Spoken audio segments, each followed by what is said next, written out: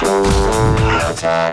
the digital age, the music business has exploded in many ways that people didn't actually see coming. Today, has the music producer become bigger than the performer? We have our panel of experts, so let's get into it in The Loop.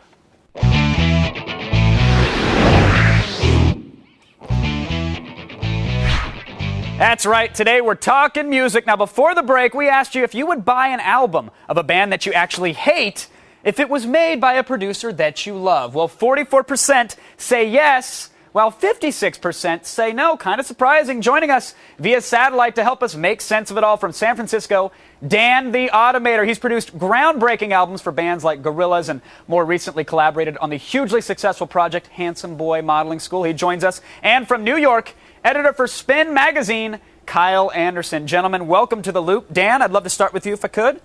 You are a producer, sir. Sadly, I think a lot of people out there don't know what a producer does. You know, with movies, they put their name in the trailer, in the credits, and on the poster. They sleep with the extras. But in the music biz, what is a producer responsible for?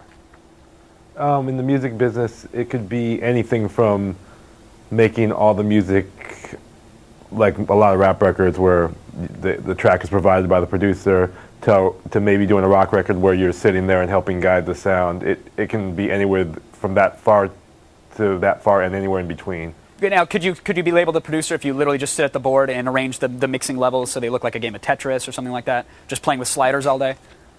Well, that would be more of a mixer. A lot of producers do mix records, but the producer usually sits in on the creative process with the band at the very minimum and helps guide the direction. All right. Now, Kyle, have we gotten to a point where producers themselves can actually eclipse the band, that they become more famous or more renowned than the artists themselves? Oh, I think that's absolutely true. I think if you look at one of the biggest singles of the season is Crazy by Gnarls Barkley.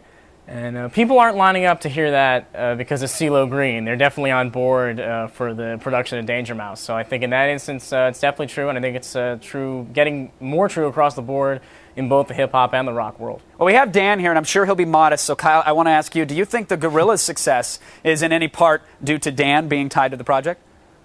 Wholly 100%. People were tuning into that Gorillaz record because of the beats and the sounds and the stuff that was coming out of there. Damon Albarn, I know, was a big guiding light for that record, but I think people were definitely in it for Dan's crazy drums and wacky keyboards. Now, Dan, would you agree with this? Even just not with say the Gorillaz, but would someone buy an album of a producer, or because a producer's on it, even if they hated the artist? Like if Pharrell worked with Clay Aiken, do you think people would be lining up around the block at Tower to get their hands on it? Well, I think a good example of it would be Pharrell working with Justin Timberlake, where you go from a boy band level to a much more hipper artist. I think a lot of that had to do with Pharrell's touch, and along with Timberland and a couple other people. But that was an artist that was basically appealing to a teen pop audience and got a much broader audience after working with people like that. Guilty as charged. Oh, and before and after. I mean, no worries. Kyle, let me tell you, as a producer, are they only as good as the band that they're working with, or can they actually elevate the band? Oh, they absolutely can elevate whoever they're working with. I mean, when you look at a guy like Justin Timberlake, who no one really knew what he was all about, and all of a sudden he teams up with Pharrell and Timberland and those kinds of guys, he becomes wholly transcendent. Right. And infinitely more adorable. Oh, absolutely. Well, you know, I'm going for the Timberlake shaven head look. I don't know if you noticed, but that's an active choice. It looks good. Looks good on you. Thank you. Dan, I want to come to you real quick. After the first Gorillaz album, a lot of people thought you were so integral to the sound, obviously. Were they expecting you to be part of the album, perhaps? Did you get a lot of that? Like part of the band from there on out?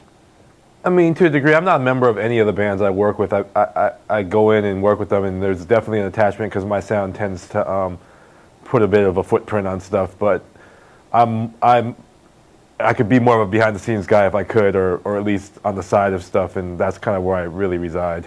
Do you like people knowing exactly who Dan the Automator is? Like, do you want to make sure that your name is out there as much as the artist that you're working with? I like to be known among my peers. It helps get other work, but as far as I'm concerned, if I could walk down the street and no one ever knew who I was, as long as I had some money in my pocket, I'd be cool. Now, Kyle, what do you think about this? I mean, are producers getting their names on there? Are they performing on albums just to kind of get their name out there? Are we seeing that happen now so that they do become known? I'm not so sure that any producers would say that they really want, some sort of pop crossover stardom. Although a lot of people seem to be following that Kanye West model, where you start rapping a little bit, and then all of a sudden you're all over MTV, and you become this huge iconic guy. So I imagine in the coming years we'll see more and more people following in Kanye's footsteps. Yeah. Now, Dan, one final question for you, sir. Your dream group, who out there do you want to work with, collaborate with? If you could get two guys in the studio, two different bands, and slap your sound in on as well, who might that be? I think ultimately, I'm a big fan of Radiohead. I could probably get into doing something with them. We toured with them before. It was pretty. We have a decent relationship. Maybe someday that might happen on some level. Jay-Z. I think Jay-Z's the best rapper out there, and I think that at some point I'd like to get down with him or Nas, or one of the best rappers out there, because I get more known to do a lot more alternative things and actually have a really straight-up hip-hop background, so I'd like to get into that sometimes. You get those two guys together, I might actually purchase a CD in the store for once. Dan and Kyle, thank you so much for keeping us in the loop, gentlemen. I really appreciate it.